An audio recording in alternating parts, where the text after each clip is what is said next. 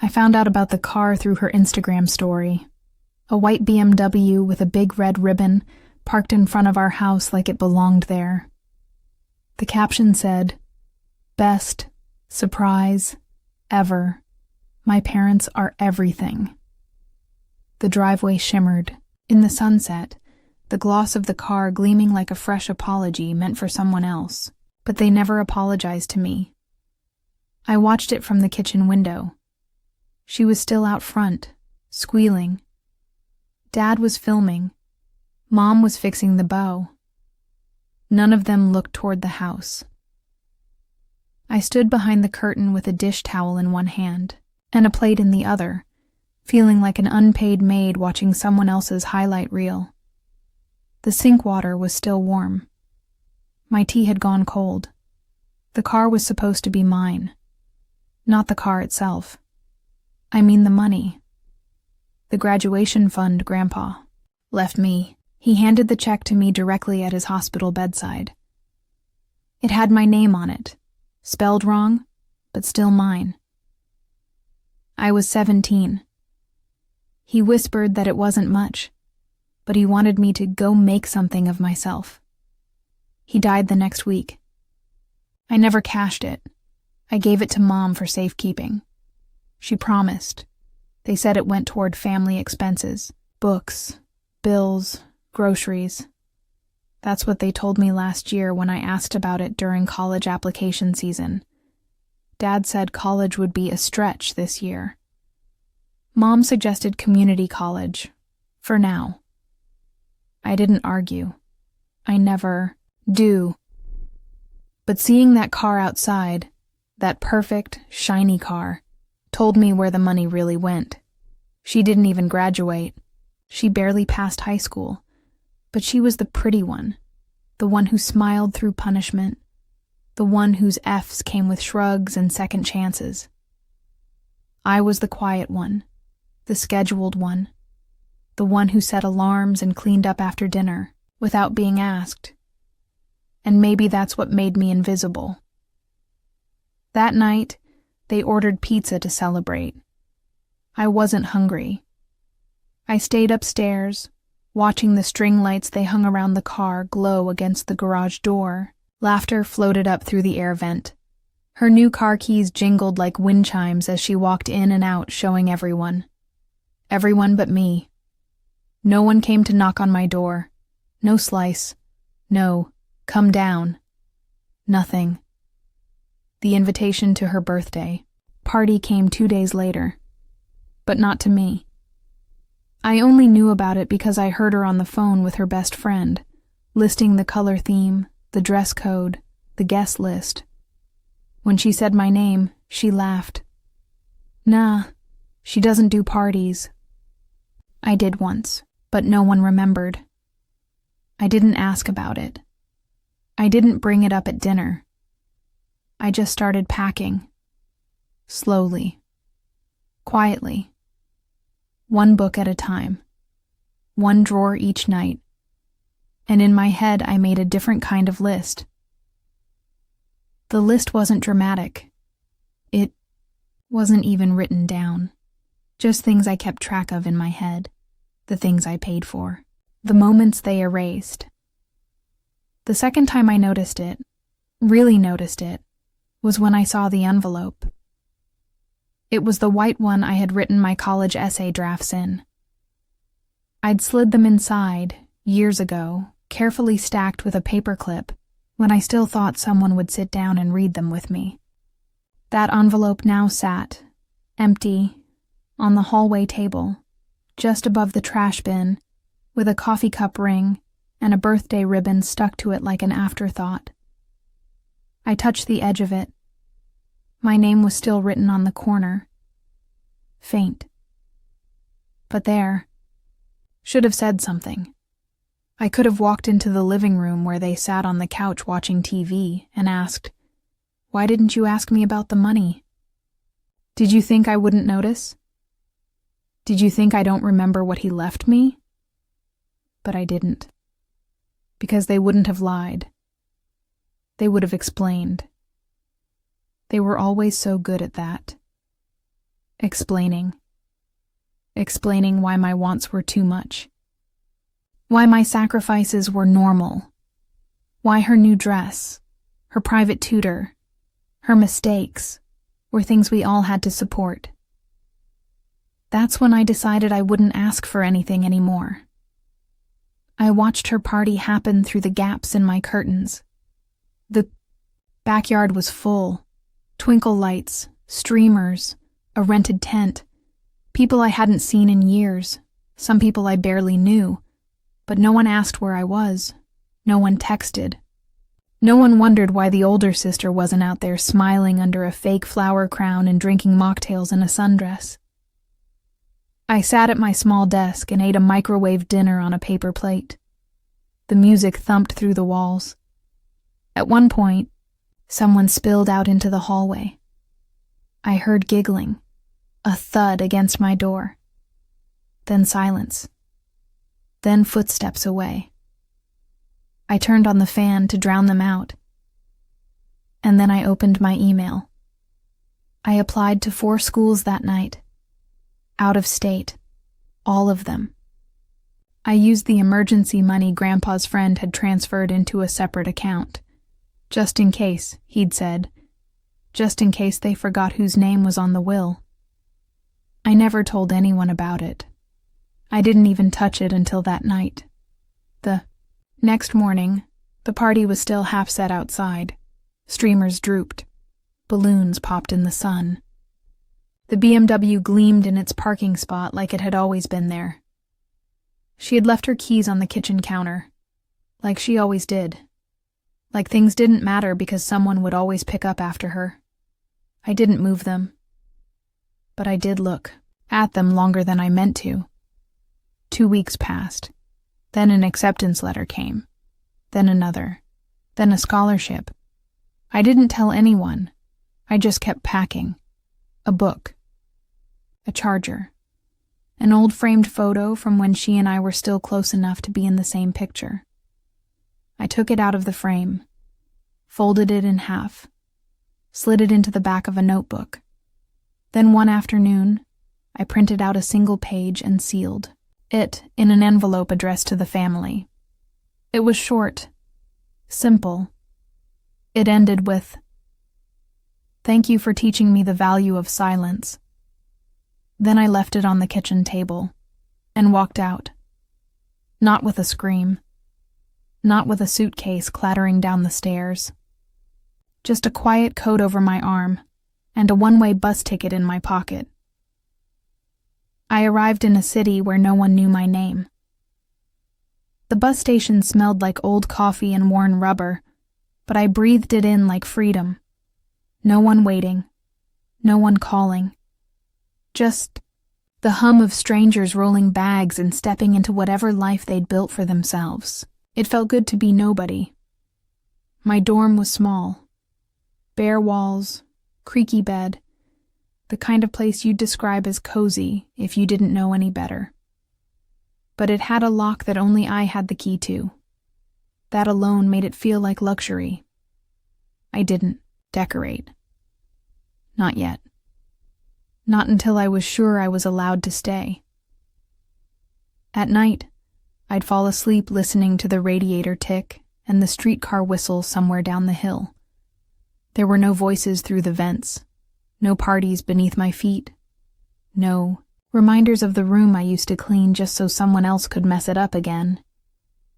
The silence had a shape now, a weight, but it wasn't heavy. It was something I could lean against. I didn't block their numbers.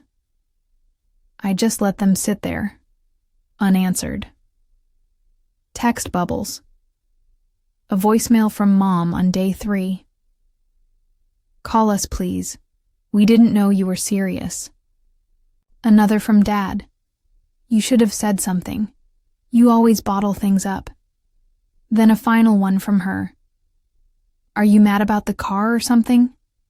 LOL." I didn't respond. I got a part-time job shelving books in the campus library. It suited me. No one needed me to smile.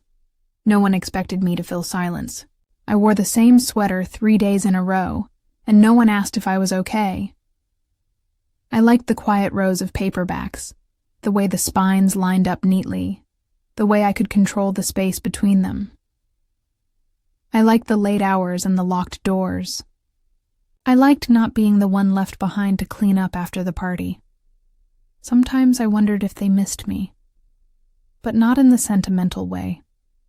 I wondered if they noticed the missing weight, the extra load of laundry not folded, the dishes that stayed in the sink, the email passwords they couldn't reset because I was the one who always remembered them. In between classes, I would sit by the campus fountain and just observe. Couples arguing over coffee orders, friends filming dance videos, someone FaceTiming, their mom under a maple tree turning orange too early. It felt like I was inside my life again, not just watching hers. I knew I'd have to see them eventually. Thanksgiving was in a month, but I'd already decided I wouldn't go back. Not because I was angry, but because there was nothing there for me to come back to. She had her car. They had their version of the story. And I had finally built a world where I didn't have to ask for space. The first snow came earlier than expected. It dusted the tops of the dorm windows like powdered sugar and left the air smelling clean, like silence in solid form. I sat cross-legged on the radiator, watching students shuffle past bundled in scarves, their voices muffled and small against the cold. My phone buzzed once, then again. Then, nothing. I didn't check it. Instead, I pulled the sleeves of my sweater over my hands and turned back to the letter I was writing. It wasn't for them. It wasn't even for me, really. It was part of a scholarship application, a program for first-gen students who faced hardship. I hesitated on that word. Hardship. What do you call it when your life is technically fine, but you're never chosen? I didn't have dramatic stories of homelessness or foster care. I had a bed, a roof, parents who remembered to buy cake for my sister's party, but forgot to even mention mine. I had silence. I had shadow. I crossed out the sentence I had written, then wrote something simpler. Sometimes it's not what was done to you, it's what was never offered. By week 6, I had settled into a rhythm. Early classes, library shifts, peanut butter toast for dinner. No one knew who I used to be. No one called me the quiet one. No one asked me to lend them money for something we'll all enjoy later. I walked through this new world untethered, light, careful, and quiet. One evening, while shelving a copy of Jane Eyre, I noticed a girl crying softly at one of the study tables. I paused. My hands hovered over the spine of a book. She looked like someone I could have been. Small, hunched. Ashamed of taking up space, I walked past her without saying anything. But I left my last granola bar on the table beside her backpack. Few hours later, when I returned to close up, it was gone. She never said thank you. She didn't need to. Sometimes kindness is best delivered without a return address. Then, on a gray Thursday, a package arrived at the dorm. There was no note, just a padded envelope with my name scribbled on it in messy handwriting I recognized instantly. Hers. Inside was a small velvet pouch. I unzipped it and found 2 things: a gold necklace with a charm that read, "Forever Sisters." A folded-up party photo, printed on glossy paper. Her in a white dress, her arm slung around one of her friends. I stared at the photo for a long time, not because I wanted to be in it, but because I wasn't even mentioned. I flipped it over. On the back, written in pink gel pen, "Hope we're doing good. Found this in my drawer." That was it. Not sorry. Not I miss you. Not I shouldn't have taken what was yours.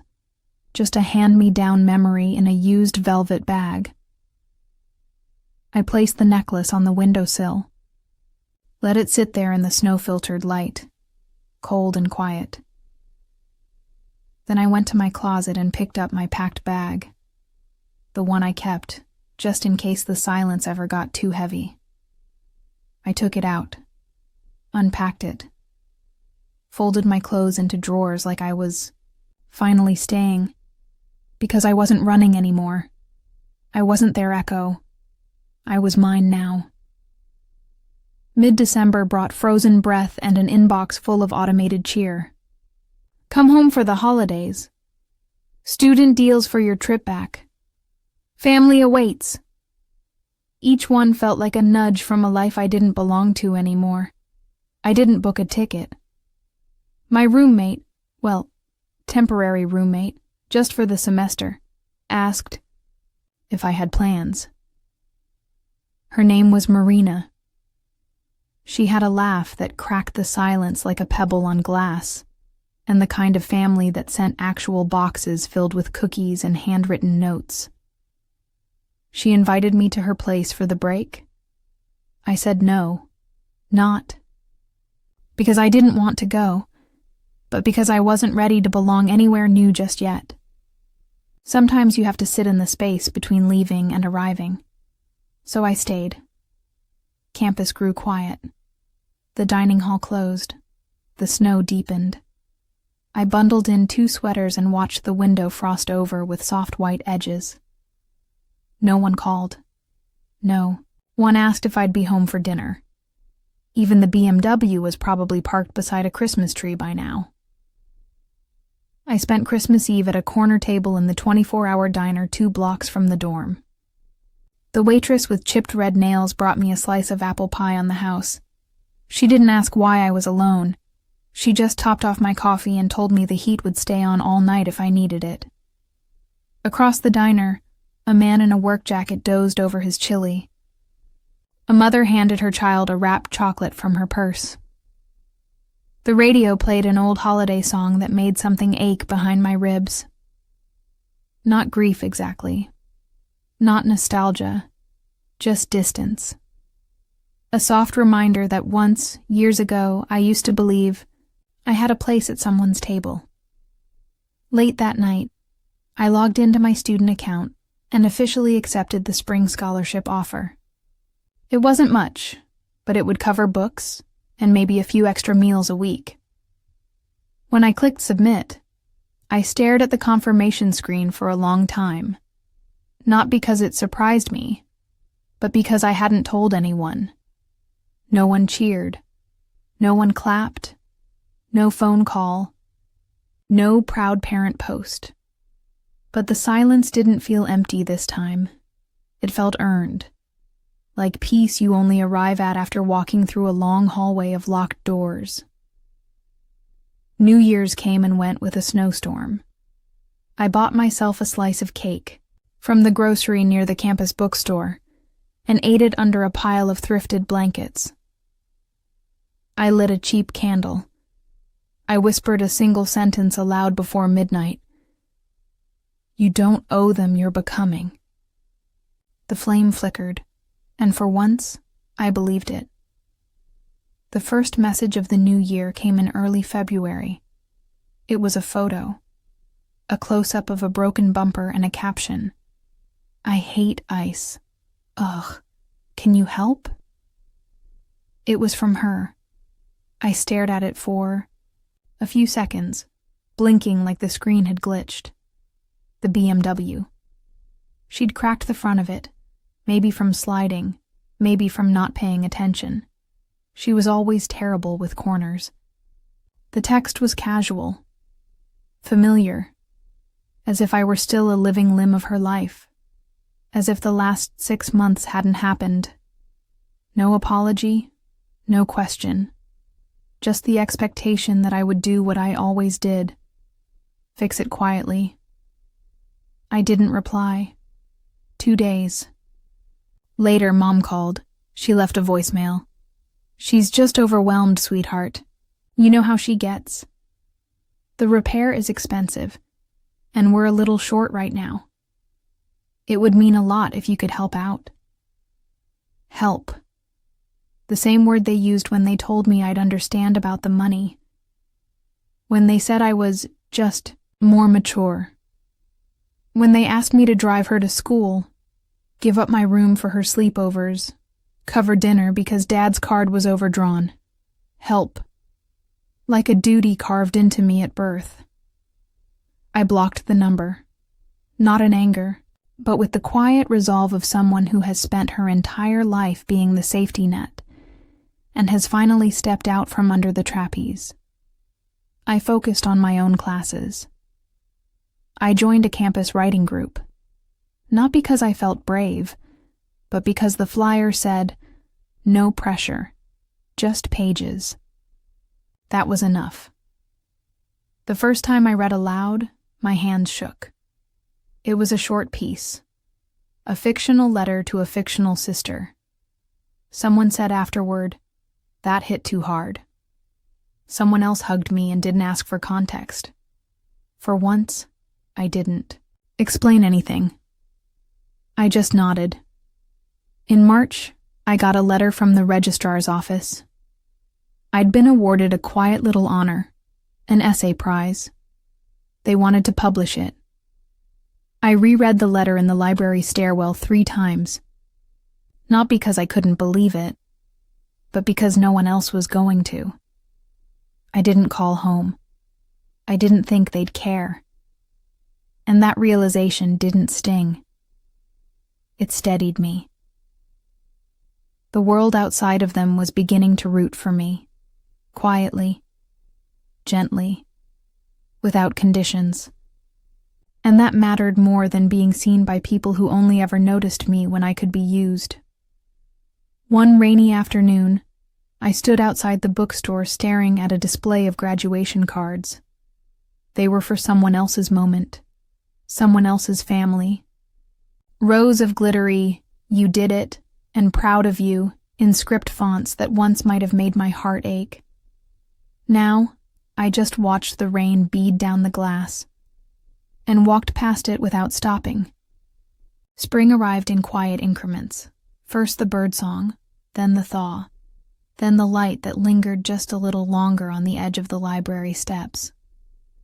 I had made a life by then, not dramatic, not loud, but stable in a way I didn't think was possible.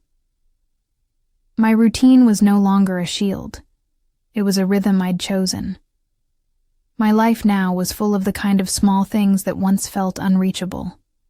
Clean sheets I picked out myself. Warm food I didn't have to share. Friends who learned.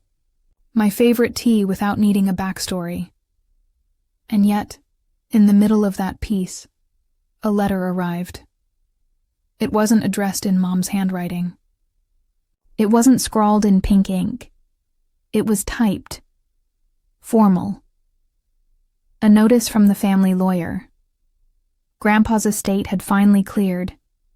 They were distributing the final portion of his will, an investment he'd tucked away for future education or independence for his grandchildren. The amount wasn't huge, but it was enough to make your hands tremble slightly when you saw the number. There was only one name listed under that clause.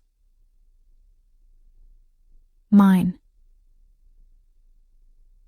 The lawyer attached a short note Grandpa had written, dated 3 months before he died, for the one who never asked for anything, but always gave everything. Make something beautiful with it. I read it 3 times, then 4, then let it sit in my lap like a truth I already knew. He saw me, even when they didn't. I didn't tell anyone. I didn't post about it. I just opened a separate account and transferred it there, naming the fund Becoming.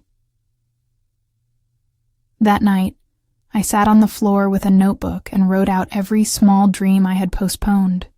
Nothing big, nothing they would call dramatic or selfish. Just things that once lived in the corners of my notebooks and the back of my thoughts.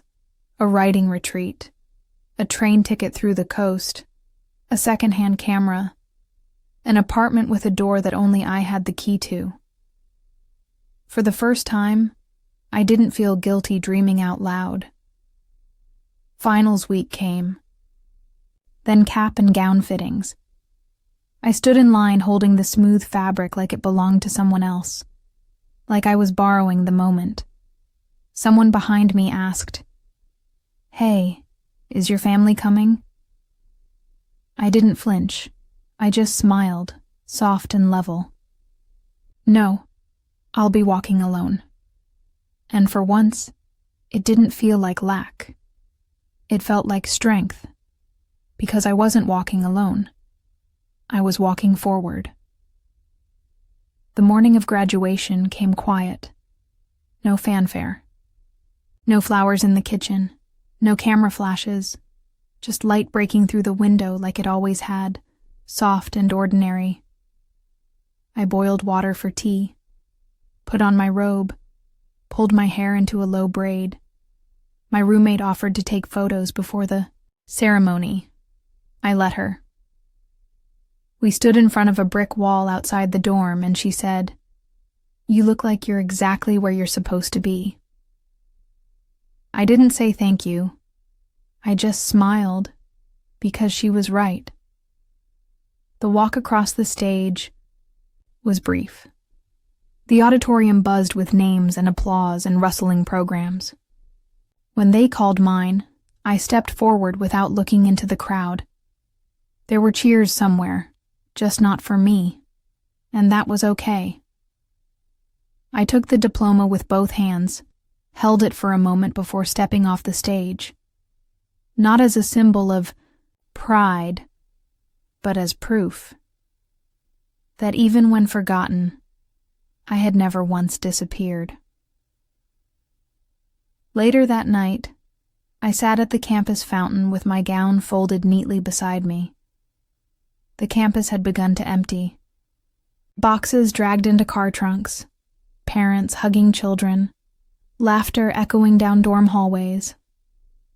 I watched it all like a closing act in a play I'd once been written out of. Then, a buzz. A message. It was from her. "Didn't know you were graduating. This year, LOL. Congrats, I guess. Let me know if you're coming home. Mom wants to do something." Home. That word again. Soft and heavy and not quite true. I stared at the screen for a long while. Not angry. Not even hurt. Just still. I didn't reply. Instead, I opened my email and confirmed the deposit on a small apartment in a quiet town by the coast. A writing job, a fresh set of keys, a train that would carry me there in 4 days. I closed my phone, left it face down beside me. Then I opened my notebook. On the first page I wrote, "To the girl who watched them forget her. Thank you for never forgetting yourself." As the wind picked up, I stood slowly, slipped the gold necklace, the one that said, "Forever Sisters," into the campus donation box. Someone else could make use of the charm, and I walked away, not out of hate, not to make a point, but because sometimes your silence is the loudest thing you'll ever say.